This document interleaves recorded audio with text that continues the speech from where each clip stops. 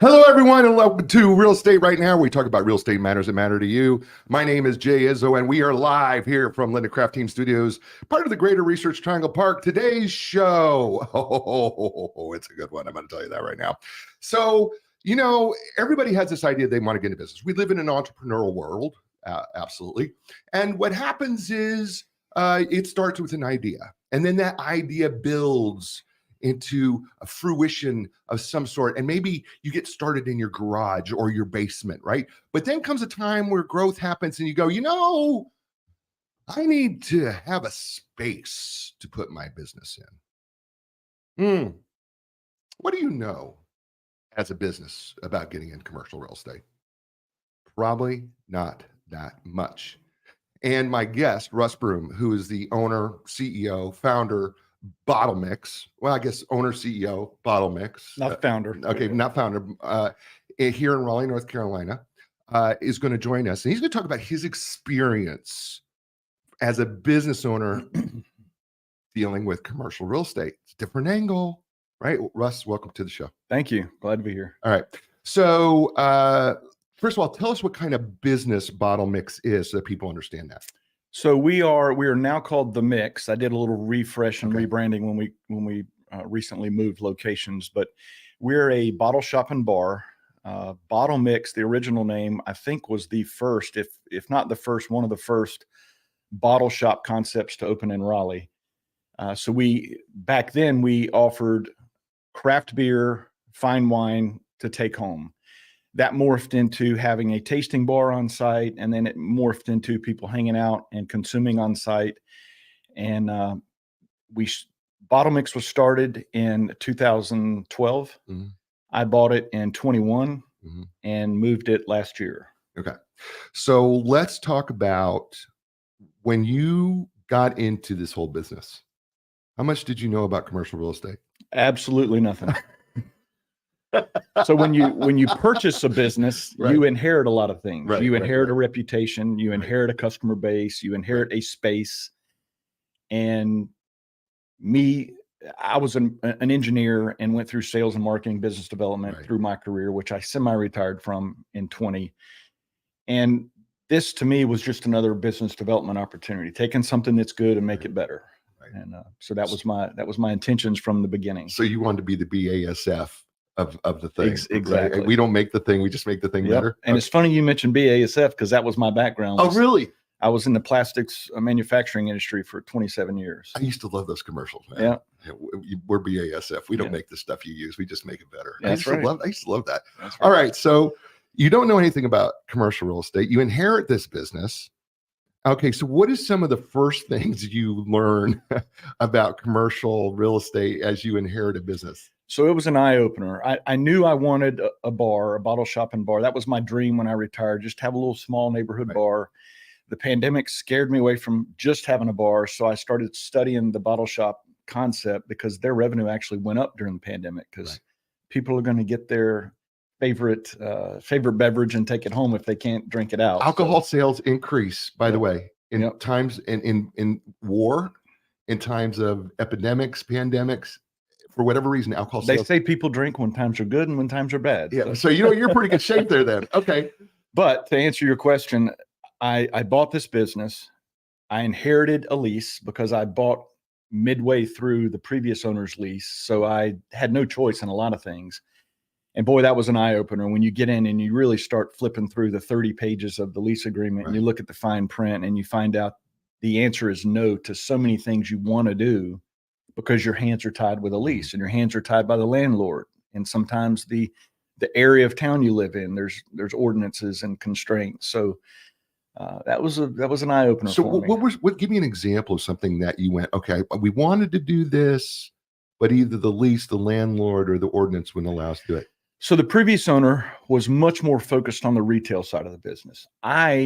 Because of my dream of having that little Cheers bar where everybody knows everybody. Right. I wanted more on-site consumption and a place for the community to hang and be that place people wanted to go when they got off work or they had too much time in the house or whatever. Right.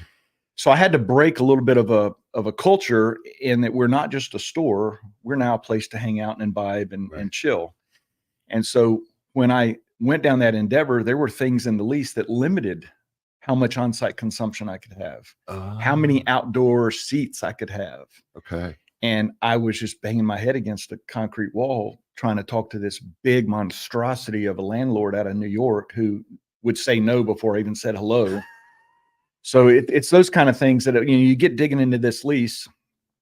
And part of the trouble with me is, like I said, I inherited that. I didn't get to negotiate from the beginning. So back in the summer of 21, I started digging into this lease and realizing this is not going to make me happy long term. Right. And I have a vision, can't do it here. Okay. So I need to start looking for a new space while I finish out the previous lease. Got it. So, okay, so then let's move forward into your first. So now you're going to get out of this lease, which you inherited. You're about to move into this new place. All right. How much more about commercial real estate do you really know as you move into the second place? Well, moving into it was the least of my troubles. It's finding the space, finding out what kind of spaces I could move into, where, there's a lot of commercial real estate out there that's not slated for retail or not slated for restaurant, bar. So I had to start digging into that. And I initially do my homework. I'm an engineer, so I'm a problem solver. I try to get in there, do it myself, but I realized I needed some help. I needed some expertise. So I started studying the commercial real estate options in the area. Most of them are brokers. And I studied those, kind of picked what I thought were the top 3 to my interest, because everybody has their own niche. I wasn't trying to build a skyscraper, So I found the 3 that I thought, and I hit them up on the web, what you call a web inquiry. You submit all your information, explain what you need help with, and you wait for them to call you back. Well, believe it or not, only one of them called me back. Really? And meanwhile, I'm trying to run the existing business, deal with my existing customers and vendors and all those issues while I'm trying to move or look for the plan to move the shop down the road. So long story short, because only one of the 3 called me back, I went with him. I felt like I didn't have time to do any more research. I needed to get the ball rolling because, my lease has an end of the runway out there. And I need to find something before I have to leave and all that. So long story short, I had a painstakingly awful experience. Okay. Why was it awful? we got to know. Now, see, when you say that, Russ, when you say something like that, I didn't know it at the time, but what I realized after the fact, Monday morning quarterback, I look back and I said, this guy did not have my interest at hand. He was looking to work with his people and find out the best way he could make money and help his buddies make money. And I was just kind of the token out here that he was going to get it done with. And I really didn't understand that until the process was over. I had to fire my broker legally with paperwork and all that and proceed on my own, which I did. Wow. And, what's really hurts me is I had that short runway of my lease ending that I inherited. So I needed to do something within the next 9 months.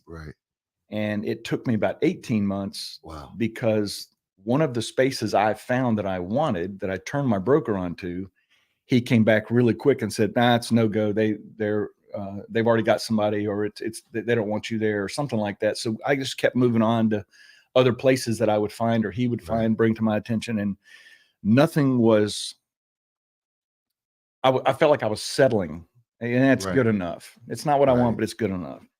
And I still had that first place in my mind that I wanted, because there were some criteria to make my vision happen. I wanted roll up doors. I wanted a big patio. I wanted a separate wine room from my pub area, things like that, that you walk into a space and right away, oh, I can make this happen, or this is perfect, or this will never work. And so I kept going back in my mind to that first place. So after I fired my broker, I went out and I talked to the place that I wanted to begin, and they said, oh, we'd love to have you. Meanwhile, this is a year after I wanted to get it rolling. So now I'm way behind the 8 ball.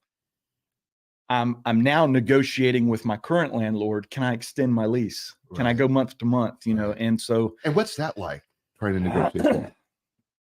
I imagine if you have a small local landlord, it's pretty easy, pretty painless to go through a negotiation like that.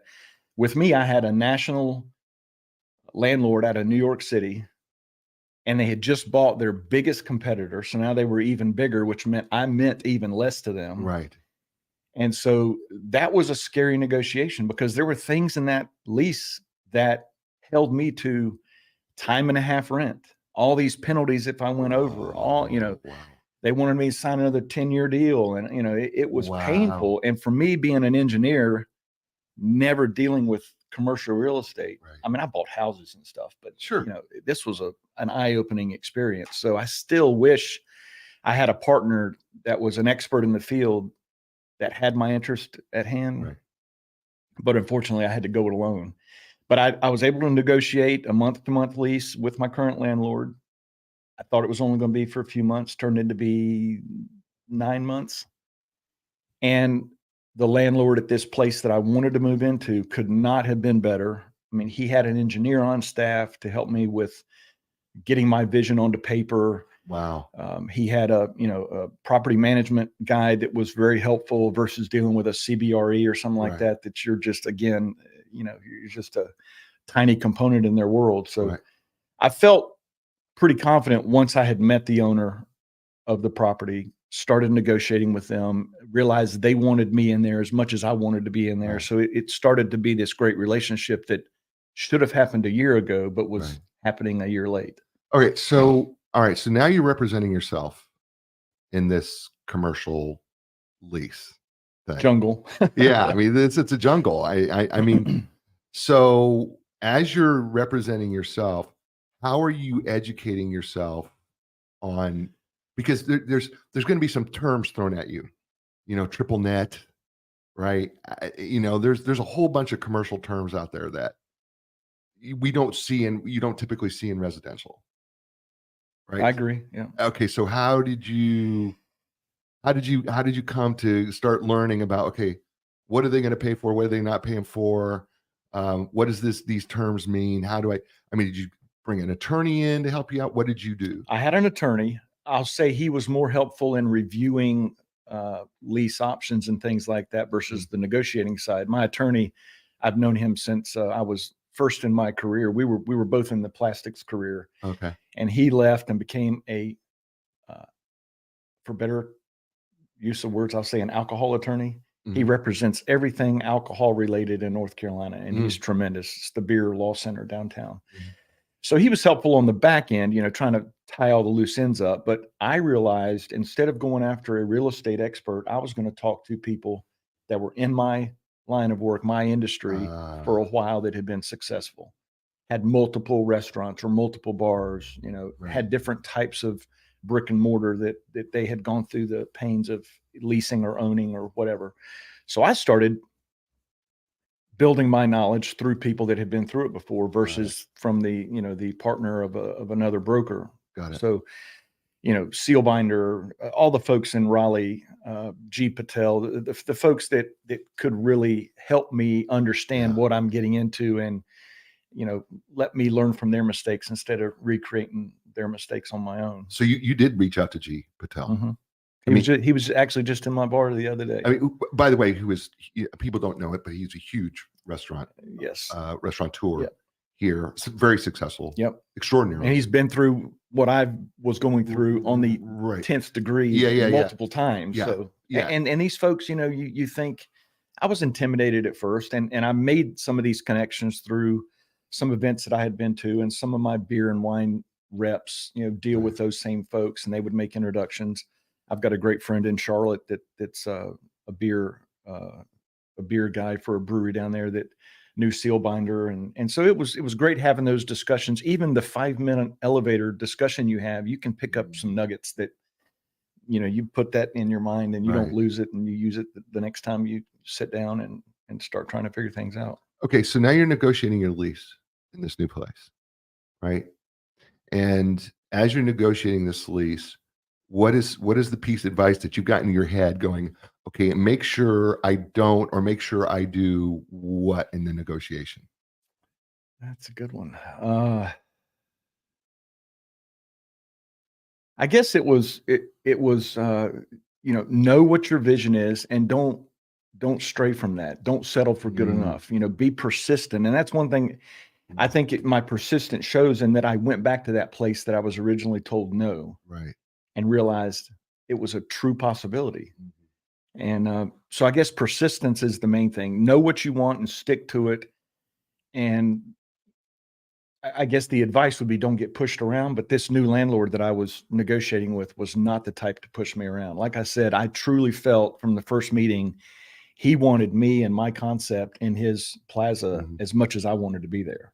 Okay. So I know that when you move into a place, right, this new place that you're moving into, you're going to have to do some work in there. Okay. Everybody has to do a little. I did a ton. Right. Okay. So how much does the landlord do, if any, versus how much you have to do? Okay, that's a good question. So just to give you some background, I was taking over a space that had been a German car garage, a mechanic's garage for 20 plus years. Okay. And I was turning that into a bar and wine room and place to hang out. So it was cinder block walls and fluorescent lights hanging from the ceiling, and that was it. Okay. But I had my vision. Right, because you had the garage doors, because the garage door was a big deal. Yep. I had 6 of them and I kept 2, which was exactly what I wanted. Okay. But yeah, so going into it, the landlord had his own vision. I had my vision. We married those visions together, and things that are permanent, attached to the wall, ceiling, floor, and could be used in the next generation of what that space may be, the landlord will typically be friendly about negotiating into that his cost. Anything that's very specific to my business, like a bar, that's on me. Okay. Wine racks, that's on me. But a lot of the electrical, plumbing, things that are permanent, that have to be modified, but are going to stay there when I leave, there's some negotiating room there. I won't say that every landlord is going to cover everything that's permanent. Right. But that's kind of the dividing line is this real specific to you, or is this something that I'm going to be able to use when I turn this property over in 10 years? Right. So that was the thing that I was thinking about, is because I know that if you build a bar, having been a bartender for, a number of years. All right. You have any nights free? So I worked my way through college and grad school as a bartender, manager, those type of things. Right. And I know when we redid the steakhouse and bar that we redid, that there was a whole bunch of requirements, plumbing. We had to change a lot of plumbing, and there was a lot of electrical things because, it requires a lot of electrical and certain powers. You need things that require a certain amount of power. So the curiosity question is, how much were they willing to help you? Because you couldn't use the existing plumbing as where it was, right? There was no plumbing. Oh, there wasn't. Up in the very front of my space, there was a 1 toilet, 1 sink restroom for the mechanics. Right. That's the extent of the plumbing. Really? And I needed my bar and restrooms Right. going in the back. Right. So we had to dig new trenches in the concrete. Oh, wow. Line all the plumbing up for the bathrooms, all the bar service needs, everywhere there was going to be water. Then the drain is another big deal. We had to cut our own drain out to the main drain behind the facility. So we were cutting up parking lot. I mean, it was, you just don't know you don't know what you don't know. Right. And it was a huge endeavor. Electrical's another thing, because, they had some high power electrical for the lifts and everything in the garage that I didn't need, but I needed I needed some high amperage behind the bar. That's dishwasher, the amperage, all that stuff. So, like I said, this landlord has an engineer on staff, which was tremendously helpful, because one thing you're forgetting is you got to go through permitting, inspections, city, county, ALE, ABC. Everybody wants to have their finger in approving what you're doing. So, because he had an engineer that was already in that line of work, she knew the ins and outs of getting permits and getting inspections done and all that. So fast forward over a year of build out, we're ready to open in March, and I was only delayed a month. I was furious because that's a month down, because I had already planned to leave my old space, move everything over. But to me at the moment, I'm like, oh my God, I can't survive a month. But I hear stories of it taking years. Of delays and inspections and permitting and all that. So for me to only be delayed a month, looking back on it, I kind of feel lucky. Yeah. But at the moment, I was nervous as hell. I'm sure you were. A month, Well, I don't think people understand the permitting in commercial space, especially because you're serving alcohol. Yes. And so there's a lot of pressure on you because you have this whole cleanliness standard that you have to meet, and Well, I got really lucky. At the time I was moving BottleMixx, turning it into the Mix, right. moving from Brennan over to Durley Corners, the alcohol laws changed slightly. That winter was when they allowed the old law to roll off the books that said if you sell liquor or if you pour liquor, you have to have 30% of your revenue come from food, or you have to be a private membership. It was 70-30. Yeah. That went off the books as I'm moving into the new place. So I got my liquor license. I don't have to deal with the health department because I'm not serving food. I'm not preparing anything other than pouring the drinks. So now all of a sudden that's off my plate. But you're right. There's a lot, and for good reason. I mean, the mechanical and the fire and all those inspections are critically important. So nobody is liable or gets hurt down the road.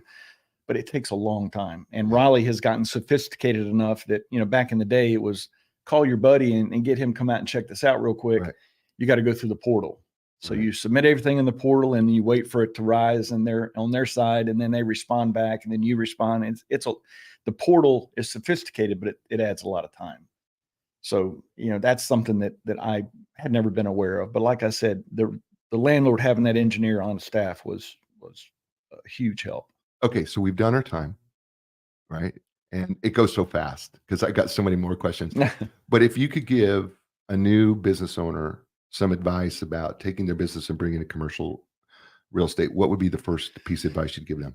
The first piece I would give you is go talk to your competitors. Go talk to who will turn out to be your friends. I was really surprised how many people in that industry will talk to me. And like Sharky's, I'm right in the same building as Sharky's, and he could not be more helpful.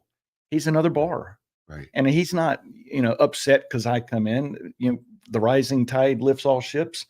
Right. Talk to your competitors, make friends with them, ask them for advice and learn from their mistakes or the troubles they've been through, versus just going out and thinking if you hook up with an expert, you've got an easy road.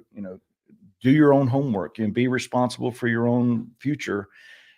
Do your research and talk to your fellow competitors and partners out there that have been through it before. All right. And this is going to be the fun part.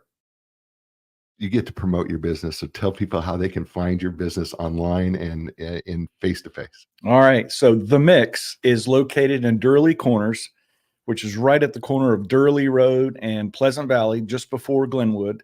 We're in between Sharky's and Waraji.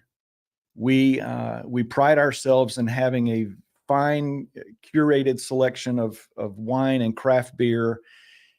We also have a bar where we do a lot of craft cocktails. We have 12 very good beers on tap all the time, 8 very good wines we pour by the glass, bubbles, and just come out for a good time. When the weather's warm, we do live music every Saturday on the outdoor patio. And then we have other events throughout the year, like formal wine tastings, which Waraji caters a lot of. So it's just a great neighborhood bar to come hang out in. And then we have great stuff for you to take home as well. You got a website? BottleMixx.com. How about a Facebook page?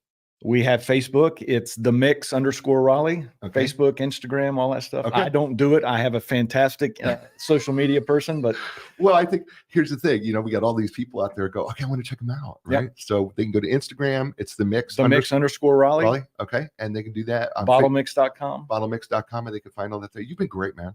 Hey, I enjoyed it. I appreciate it. Hope I helped somebody. I know you did. You helped everybody. I really appreciate it. Thank you. Stay with me.